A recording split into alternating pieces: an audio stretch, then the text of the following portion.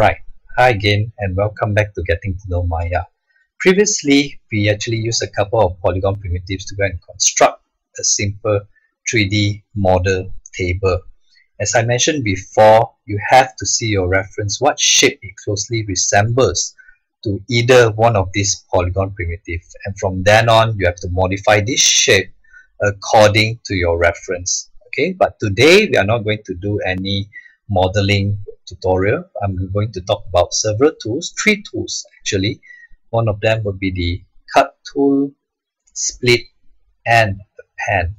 Okay, so maybe let's have a look at cut first, and let me create a simple cube, and let's position this guy in the center. Alright, so what does cutting do? So cut, this is called the cut faces tool. Basically, as you can see the description over here, cut the faces using a plane. So what exactly is a plane? Alright, click the tool itself and you can see click drag to cut. Hold down your left mouse over your cube and this is the plane. Basically, this gray line here is your cutter over your cube.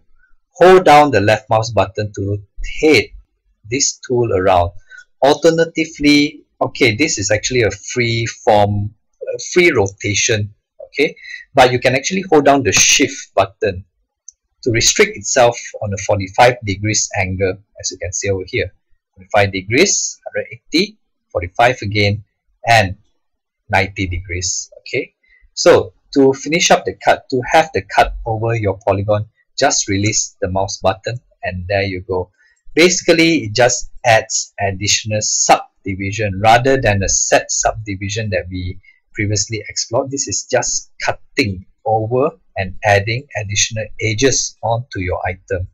Okay, now I'm using the perspective view to cut my object. Sometimes it is not recommended. It is not really recommended to go and cut any of your objects in perspective view. Okay, let me press Ctrl Z here. So the ideal view to go and cut your polygon can be either the top view, front view, and side view. In the future, when it comes to cutting your item, I'll talk more about the true function for the cutting tool. Okay, it can be very useful when it comes to constructing, let's say, an organic shape prop, let's say an ornate design of a furniture and so on. In the future, I'll talk about that. Okay, but for the time being, you can cut over whichever view you want, but recommended would be the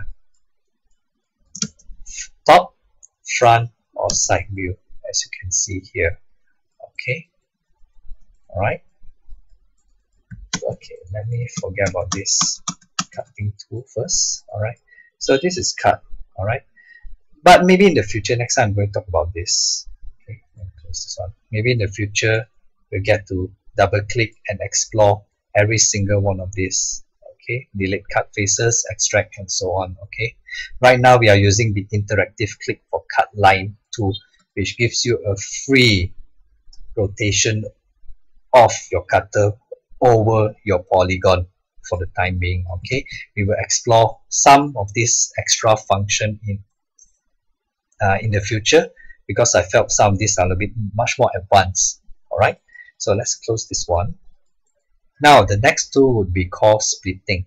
Splitting is essentially the same as cutting, okay, where we actually define where we want to start splitting the polygon. As you can see here, can you see this orange dot over here? Okay, this is where you want to start attach your split. Okay, I just click, and you want to click to the other side as well. Click here, click, and click, and click. Press enter to finish the split. It's also another form of cutting, but this is more, you have more flexibility in placing where you want the cutting to be on your polygon. Okay, this can be used in a lot of ways, especially when it comes to modeling a human face where you want to add more, rather than cutting, you want to add more defined path of your split over your model. Okay, this is splitting. If I double click, okay, for every of these two, right, for every of these two, including extrusion, like I mentioned previously, split, they have their own set of tool setting here. Okay, feel free to explore what are all this about. Okay, but next time maybe I'll talk about some of this feature. Cut, as we go advanced, I'm going to talk some of their features as well. Okay, so let me just press Ctrl Z here, leave it as it is. Now the next one, the final tool will be called Append. Okay, to me I felt Append is like covering a hole over your polygon. Let me create a sphere. Okay, let me create a sphere. So what does Append does? Okay, if you mouse over, it says select border edges to append a face to the selected shell. Okay, what does it mean by that? Okay, let's say if I delete a few holes. Okay, all right, to fill up, basically Append is like filling up certain parts, or maybe filling up a hole on your polygon. So let's say if I select Append, what it says over here, click a boundary edge, then click to place new vertices. Basically Append, right, you have to click onto the edge of your polygon. Okay, as you can see over here. Oops, sorry. Okay, if I press enter means I finish up the Append. Okay, click the edge, click, press enter, click on the edge again. We want to select this part, cannot. Okay, it will be here, enter, Append. Oops. Okay, press backspace again. Alright, this part here, and then I'll click over here. Oops, it doesn't look this way. Try to append to this area, and there you go. Okay, it's not really what you have in mind basically. So this is where you can combine several tools to go and create a much more nice topology for your model, especially the split tool. Okay, press enter, and of course we can actually delete some of the unwanted edges and vertices by selecting the edge selection,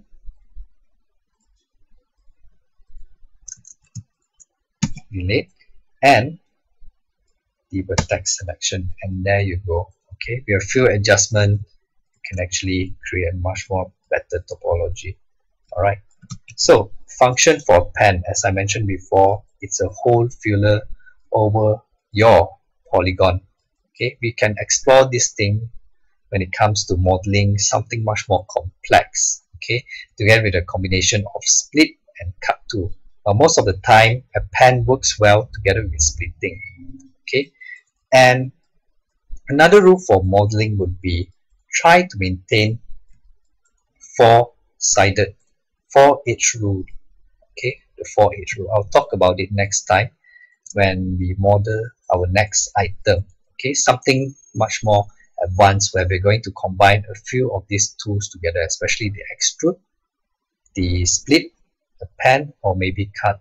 Okay, I hope this is clear for everyone. Have a nice day, and I'll see you on our next session. Thank you.